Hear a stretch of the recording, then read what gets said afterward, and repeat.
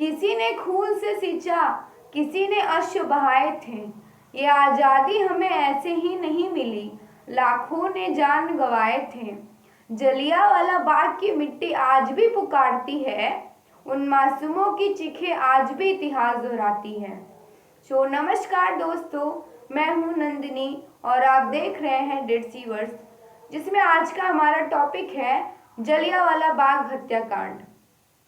तो साल था 1919, जब अंग्रेजों का शासन अपने चरम पर था। पहले विश्व युद्ध 1914 से 1918 के बाद देश की हालत बहुत खराब हो चुकी थी। जैसे महंगाई, बेरोजगारी, भूख और ब्रिटिश अत्याचार बढ़ते जा रहे थे।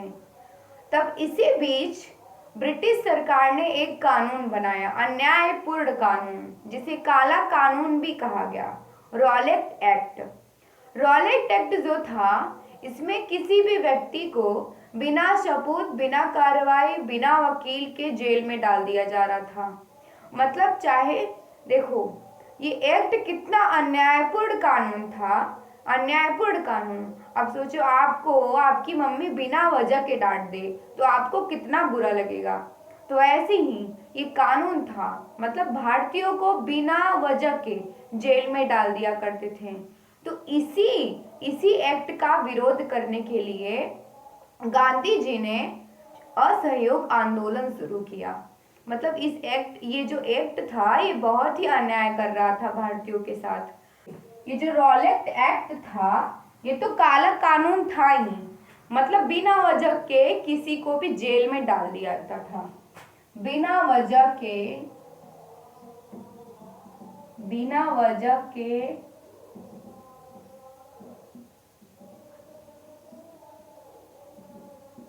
जेल में, यानी कि रॉलेट एक्ट में बिना वजह के भारतीयों को जेल में डाल दिया जाता था। ये कितना अन्यायपूर्ण कानून था रॉलेट एक्ट। तो फिर ये जो जलियांवाला बाग है वो पंजाब में स्थित है। तो देखिए, पंजाब का उस टाइम पे माहौल क्या होता है, पंजाब का माहौल क्या होता है उस टाइम पे। पंजाब में उस टाइम पे रॉलेट एक्ट, ये जो रॉलेट एक्ट है, रॉलेट एक्ट के विरोध में प्रदर्शन हो रहे थे। पंजाब में रॉलेट एक्ट के विरोध में प्रदर्शन हो रहे थे और अमृतसर में लोग शांतिपूर्ण सभा कर रहे थे। शांतिपूर्ण सभा कर रहे थे। कहाँ? अमृतसर में।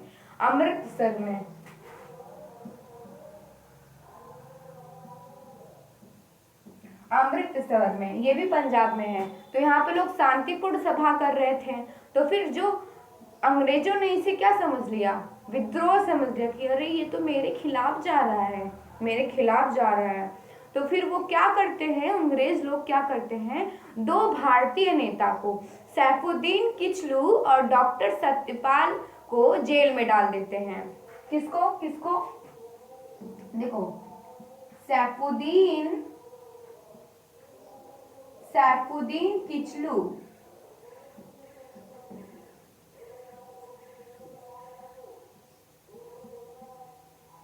और डॉक्टर सत्यपाल।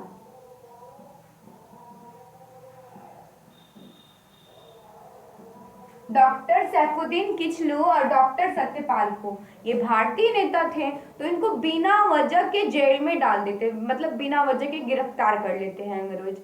तो इससे क्या होता है, तो फिर भारतीयों का गुस्सा और भी बढ़ जाता है, उनके मन में और भी गुस्सा आ जाता है अंग्रेजों के प्रति। तो फिर 13 अप्रैल 1919 में बैसाखी का दिन था। देखिए, ये दिन पंजाब के लिए बहुत खास होता है। ये दिन में जलियांवाले बाग में सब लोग आते हैं और त्योहार मनाते हैं अपने परिवारों के साथ। जैसे कि सबका अपना अपना त्योहार होता है, अपने अपने धर्म का त्योहार होता है। जैसे हम लोग कहीं जाते हैं अपने परिवार के साथ, मेला देखने जाते हैं और त्योहार मनाते हैं, तो वैसे उस दिन जलियांवाले बाग में सब इकट्ठा हुए थे त्योहार मनाने के लिए। तो क्या हुआ, इस टाइम पे कुछ लोग तो त्योहार मनाने आए थे और कुछ लोग किस एक्ट का, रॉलेट एक्ट का विरोध करने के लिए, मतलब वहां पे सभा करने गए थे।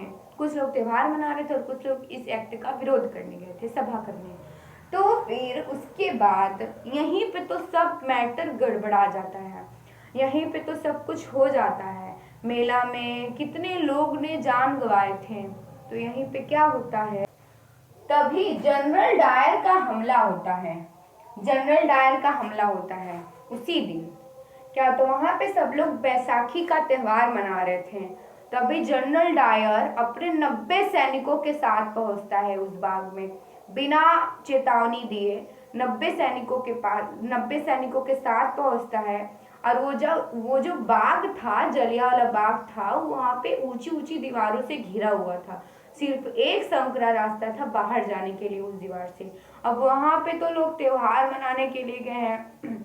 उन लोग को पता है क्या कि आज हमारा लास्ट दिन होगा, अंतिम दिन होगा, आज हम लोग मारे जाएंगे। तो वो बिना कोई आदेश दिए वहां पे पहुंचता है और सैनिकों से कहता है फायर। 10 मिनट तक गोलियां चलानी शुरू कर दी। गोलियां चलाई जब 10 मिनट तक, उन लोग सैनिकों ने 10 मिनट तक गोलियां चलाई। 379 लोग मारे गए और सरकारी आंकड़ा से तो 1000 से अधिक मारे गए थे, 1200 से अधिक घायल हुए थे। और फिर उस दिन वो जो बाग था, जलियांवाला बाग, अब क्या बन गया, वो मौत का मैदान बन गया। अब वो त्योहार का मैदान नहीं रहा, जलियांवाला बाग नहीं रहा, वो मौत का मैदान बन गया। मतलब वहां पे पूरा बाग खून और लाशों से लिपट गया और वो मौत का मैदान बन गया। और उस दिन बैसाखी का त्योहार नहीं, शोक का प्रतीक माना गया। बैसाखी का त्योहार नहीं, शोक का प्रतीक माना गया। सोचो वहां पे कोई कितनी खुशी से गया होगा, कितनी खुशी से गया होगा त्योहार मनाने, और उसी दिन उसको क्या पता था कि आज हमारा लास्ट दिन होगा। और वहां पे एक बड़ा कुआं भी था, मतलब लोगों ने जान बचाने के लिए उस कुएं में कूद गए थे। बट कुएं में कूदने से जान बच जाएगी, उसमें भी इतने लोग गए थे, इतनी भीड़ थी वहां पे, उस कुएं में भी कूदने से लोगों की मौत हो गई। दम घुटने लगा कुएं में, बाहर जाने का कोई रास्ता ही नहीं था, बस एक कुआं था, वही ऑप्शन था कुआं, तो उसी कुएं में कूद गए। बट वहां पे कुएं में भी उन लोग की मौत हो गई दम घुटने की वजह से। सोचो कुएं में कूद जा रहे थे और इतने लोग मारे गए थे, इतने लोग मारे गए थे, 1200 से अधिक घायल हुए थे वहां पे। ये सरकारी आंकड़ा से कह रहे, भारतीय अनुमान से। और उन लोग के पास ना कोई हथियार था, ना कोई कुछ भी पता नहीं था। क्यों, कैसे पता रहेगा, उन लोग तो त्योहार मनाने गए थे, तो उन लोग के पास हथियार कैसे रहेगा। जनरल डायर पीछे से वार करता है, एक तरीके से देखो चुपके से वार करता है और इतने लोग मारे जाते हैं, इतने लोग मारे जाते हैं। और तभी से वो जलियांवाला बाग भी मौत का मैदान बन गया, बैसाखी का त्योहार नहीं, शोक का प्रतीक बन गया। इस हत्याकांड के बाद इसका परिणाम निकलता है, देश भर में गुस्सा और शोक हो जाता है, देश भर में गुस्सा फैल जाता है और शोक मनाया जाता है। अगर मतलब इतना अन्याय होगा तो गुस्सा लोगों के मन में रहेगा ना। इस खबर ने, इस कांड ने पूरे देश को झकझोर दिया, इस कांड ने पूरे देश को झकझोर दिया था। और लोगों के मन में, हर भारतीय लोगों के मन में यही सोच था कि अब मुझे अंग्रेजों से आज़ादी चाहिए, अब अंग्रेजों से आज़ादी मिलनी चाहिए। फिर क्या होता है, फिर गांधी जी द्वारा आंदोलन चलाया जाता है। देखिए, इसी हत्याकांड के बाद गांधी जी अंग्रेजों के खिलाफ आंदोलन चलाए थे, अंग्रेजों के खिलाफ आंदोलन चलाए गांधी जी। और कहा अंग्रेजी वस्तुएं त्यागो, मतलब अंग्रेज का जो भी वस्तु रहेगा वो कोई भारतीय लोग नहीं यूज करेंगे, अपने स्वदेशी अपनाओ, अंग्रेजी वस्तु को छोड़ दो, त्याग दो, अपने स्वदेशी अपनाओ। रविन्द्रनाथ टैगोर सर की उपाधि लौटा दी। सोचो, रविन्द्रनाथ टैगोर को अंग्रेजों ने सर की उपाधि दी थी, बट उन्होंने इस कांड के बाद, इतना अत्याचार हो रहा है, इस कांड के बाद उन्होंने सर की उपाधि उनको लौटा दी। कहा कि ऐसे सम्मान की मुझे जरूरत नहीं है, ऐसे सम्मान की मुझे जरूरत नहीं है, मेरे देश का अपमान है, मेरे देश का अपमान के बराबर है, मेरे देश के अपमान के बराबर है ऐसी सम्मान। इतना मारे गए थे भारतीय लोग, तो लोगों के मन में आक्रोश था और उनको सर की उपाधि देंगे, तो वो सर की उपाधि उनको लौटा दी कि ये मेरे देश के सम्मान के बराबर नहीं है, ये मेरे देश के अपमान के बराबर है। उन्होंने लौटा दिया था इस हत्याकांड के बाद। और हंटर आयोग का गठन होता है। हंटर आयोग का गठन होता है।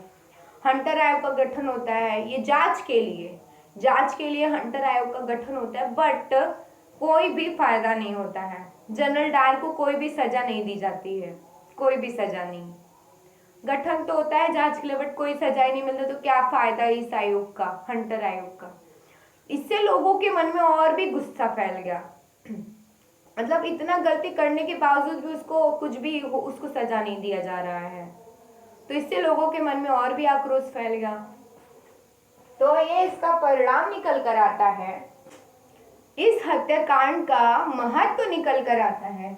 देखिए, स्वतंत्रता संग्राम का टर्निंग पॉइंट, स्वतंत्रता संग्राम का टर्निंग पॉइंट होता है कि ये भारतीय स्वतंत्रता आंदोलन को एक नई दिशा दिखाता है, एक नई दिशा दिखाता है। यहाँ से स्वतंत्रता की चिंगारी उठती है।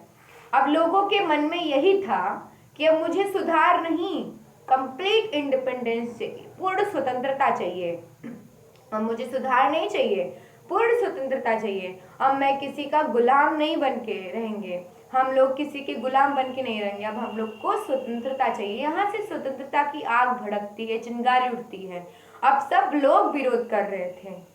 यहाँ से ये देखिए महत्व निकल के आता है कि यहाँ पे स्वतंत्रता संग्राम, स्वतंत्रता की, भारतीयों को स्वतंत्र होने की चिंगारी उठती है। एकता व जागरूकता बढ़ती है, एकता व जागरूकता, एकता। देखिए, इस कानून का यानी कि रॉलेट एक्ट का सब लोग विरोध कर रहे थे, हिंदू मुस्लिम सब लोग, हर धर्म के लोग, हर भारतीय लोग इस एक्ट का विरोध कर रहे थे, हर भारतीय लोग। इसमें एकता और जागरूकता बढ़ती है। बलिदान का प्रतीक, देखिए ये जो बाग है, जलियांवाला बाग, ये बलिदान का प्रतीक माना गया, बलिदान का प्रतीक। आज भी उन भारतीयों को याद किया जाता है, आज भी, जिन्होंने देश की स्वतंत्रता के लिए अपने प्राण को न्यौछावर किया था, देश की स्वतंत्रता के लिए अपने प्राण को न्यौछावर किया था।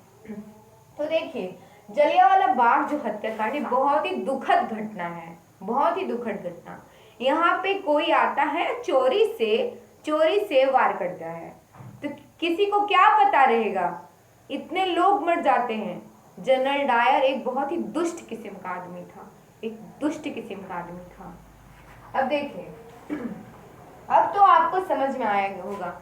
यहाँ पे सबसे मेन पॉइंट होता है रॉलेट एक्ट का। देखिए, ये होता ही है रॉलेट एक्ट की वजह से, तभी भारतीय लोग इसका विरोध करते हैं, क्योंकि रॉलेट एक्ट बहुत ही इतना गंदा कानून था, अन्यायपूर्ण कानून था, इतना अत्याचार कर रहा था, तभी भारतीय इसका विरोध करते हैं। रॉलेट एक्ट जो कि पंजाब में ये बाग है, जलियांवाला बाग, और वहाँ पे उन्होंने बिना मतलब के दो भारतीय नेता को गिरफ्तार कर लिया। तो फिर वहाँ पे 13 अप्रैल 1919 को ये सब जो भी कांड होता है, इसका परिणाम निकल कर आता है और इसका महत्व होता है।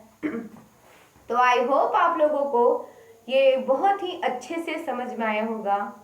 तो ऐसी ही और वीडियो को देखने के लिए लाइक, सब्सक्राइब एंड कमेंट करिए। तब तक पढ़ते रहिए और आगे बढ़ते रहिए।